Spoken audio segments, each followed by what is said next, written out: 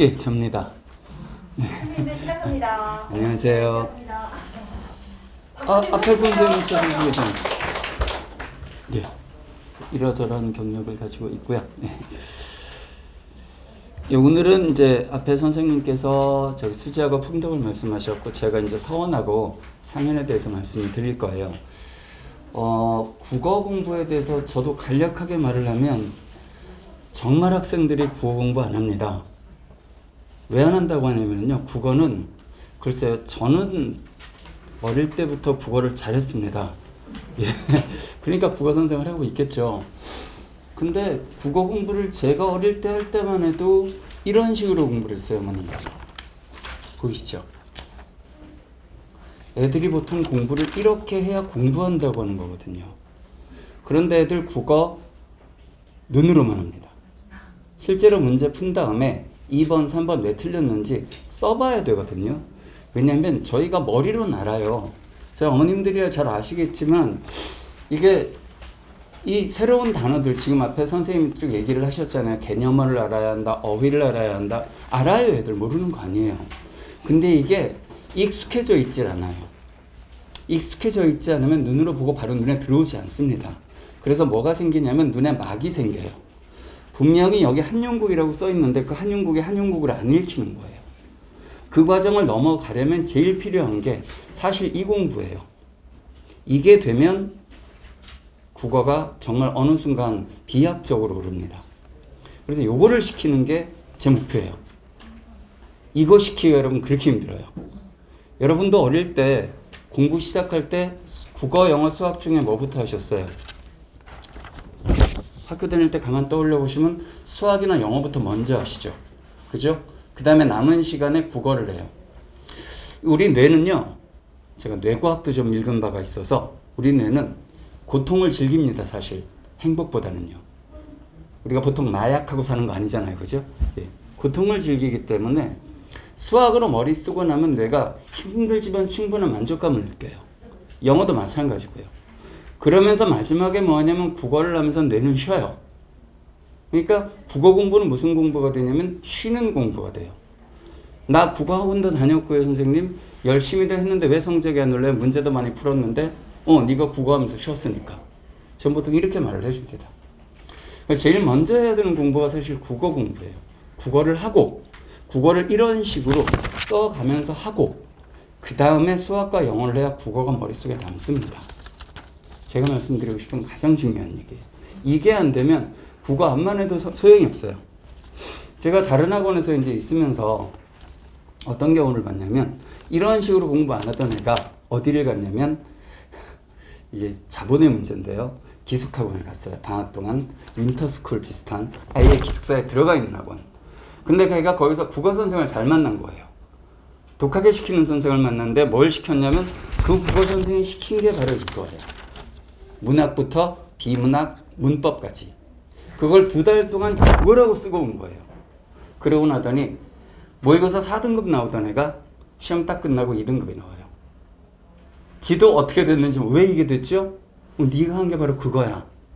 이게 바로 국어 공부의 첫 번째예요, 형님들.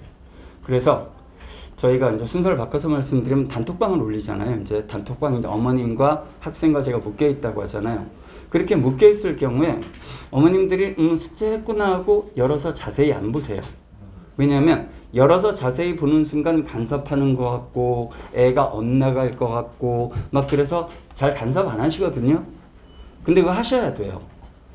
어머님이 공부하라고 한다고 애가 어긋나면 그건 게임 끝난 거예요, 어머니. 사실 저도 애가 있지만 공부하라고 하는데 어긋나서 딴짓한다. 안 시켜야죠. 그리고 공부하라고 해서 어긋난 애들 제가 20년 애들 가르치는데 못 봤습니다. 어머님이 포기한 애가 망가지는 건 봤어요. 의외로 애들은 원해요. 잔소리를 은근히 원합니다. 들으면 싫지만 그래도 엄마가 나한테 관심을 갖고 있구나. 여러분들이 해주는 잔소리가 너무 많이 하시면 곤란하지만 지나가듯이 하는 그런 잔소리가 애한테는 가끔 딴짓하려고 돌아오게 만드는 그런 어떤 아주 작은 포인트가 됩니다. 얘기가 좀 새네요. 그건 이제 어머님들이 이제 제가 또 말씀드릴 거고, 이렇게 공부를 해야 돼요.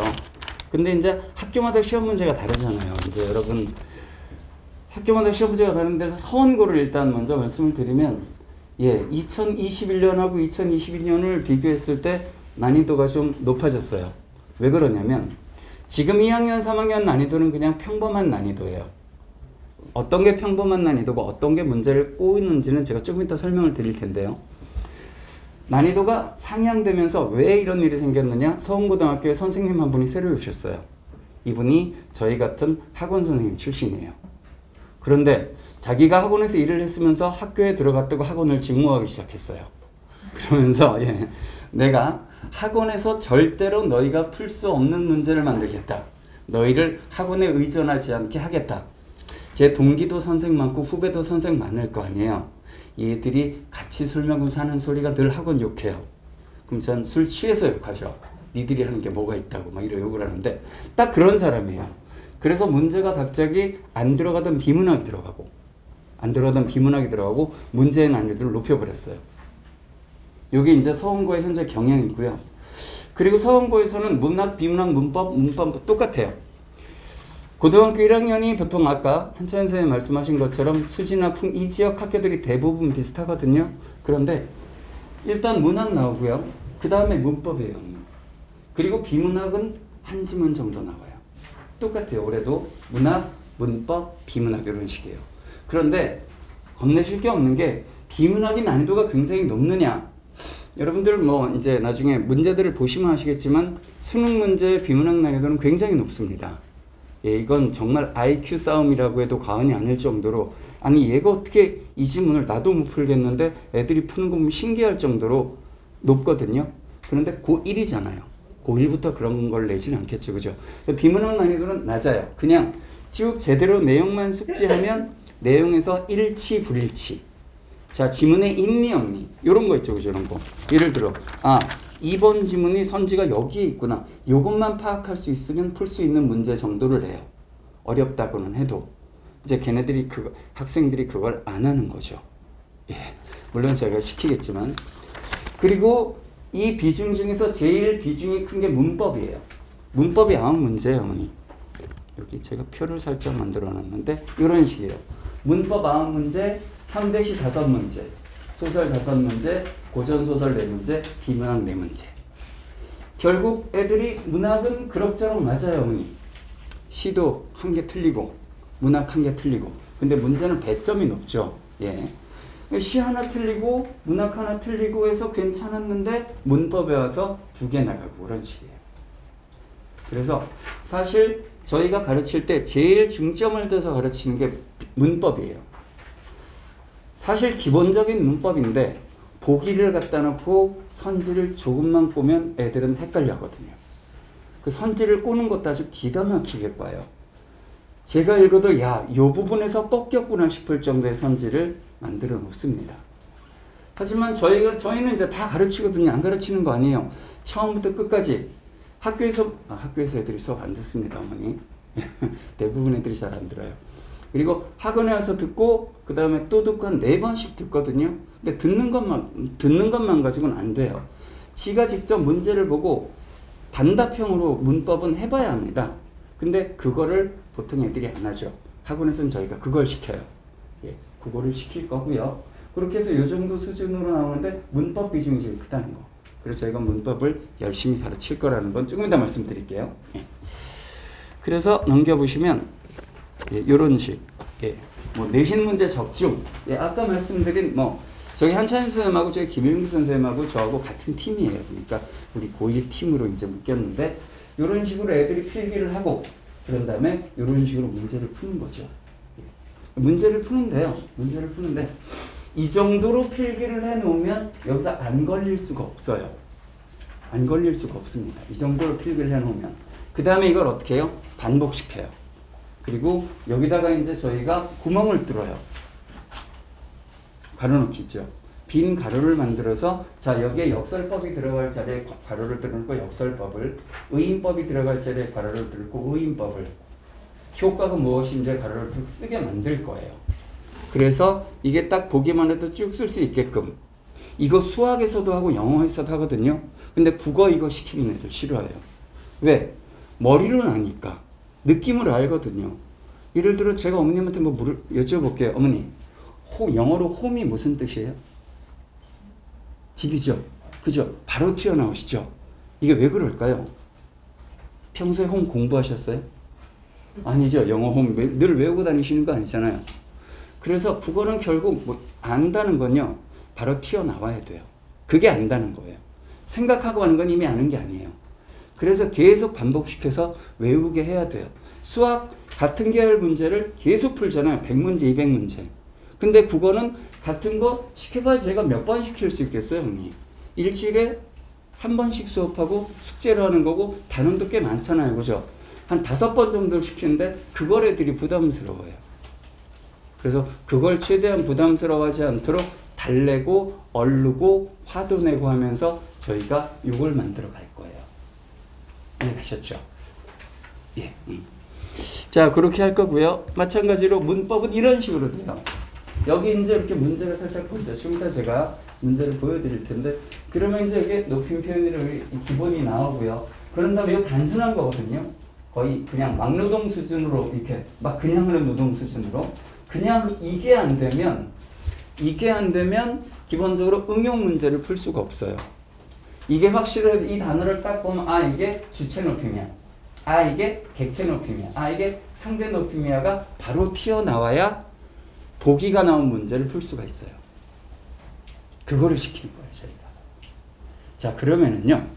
여러분들 저기 책이 있으니까 그 책에서 우리 거기에서 요거 한번 펴보세요. 아예 서원 지역에 올해 문제가 나오고 어떤 것들이 문제가 나오는지 보여드릴게요.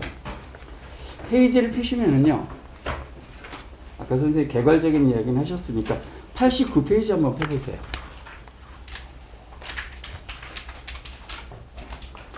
자, 89페이지를 보시면 여러분들이 보셨을 이육사의 절정, 고재종의 첫사랑 같은 작품들이 나오거든요.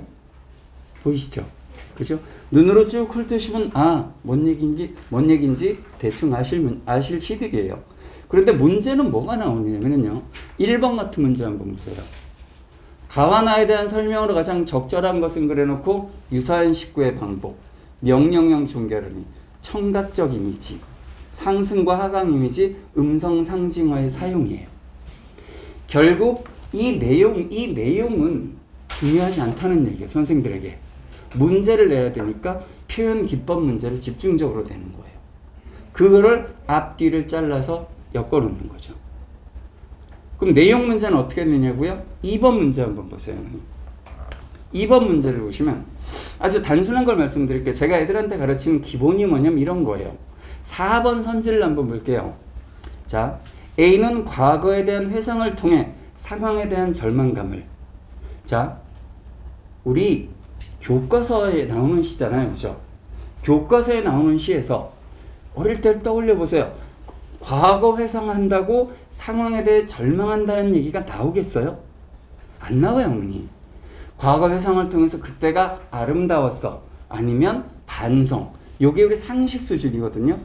교과서에 나오는 문화가 딱 이 상식 수준을 벗어나지 않아요. 벗어나는 순간 큰일 납니다. 교과서 밖에는 그런 시들이 많죠. 빨리 죽어야겠다. 뭐 이런 시들 많아요. 그리고 그 밑에 한번 5번 문제 보세요.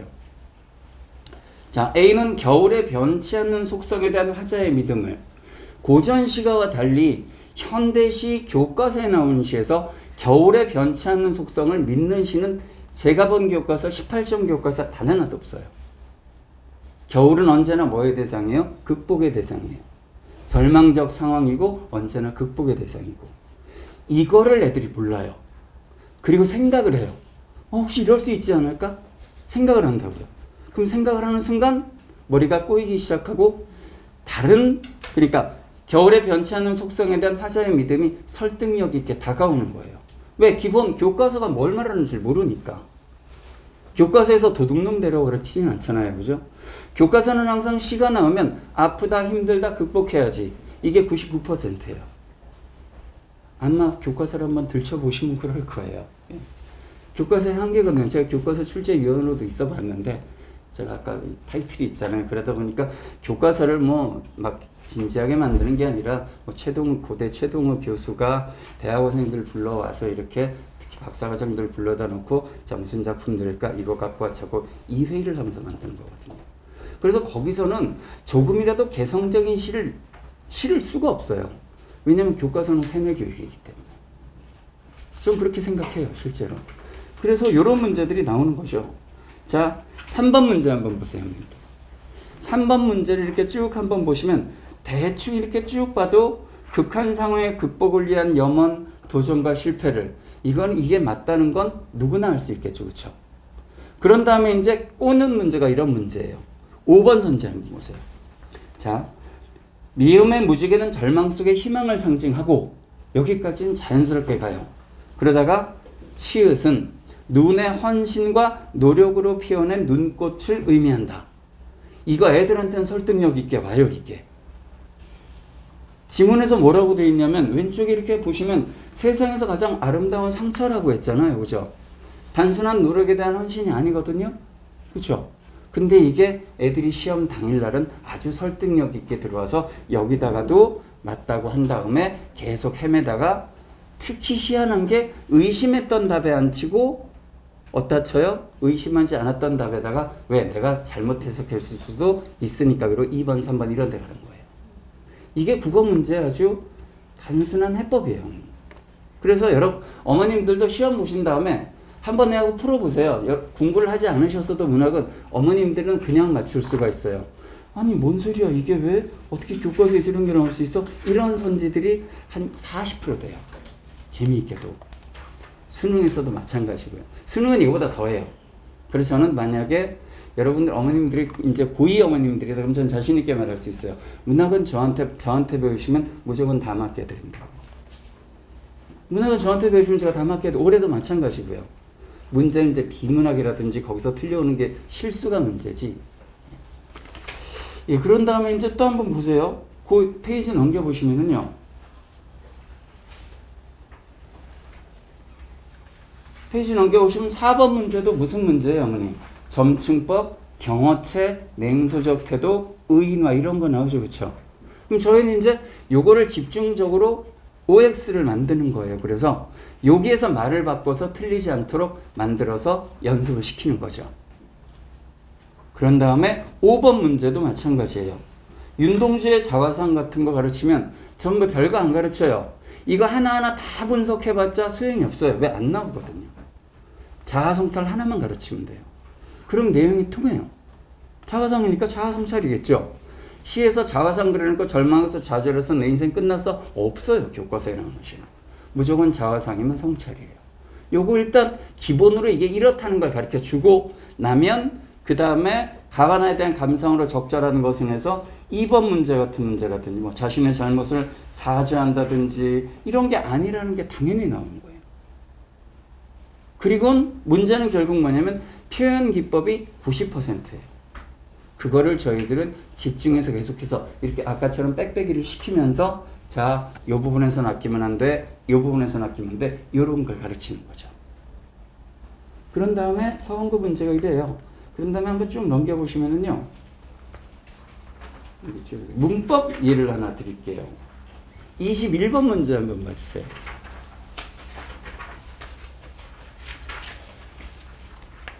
이거 시험 보는 학생이 틀려온 문제거든요.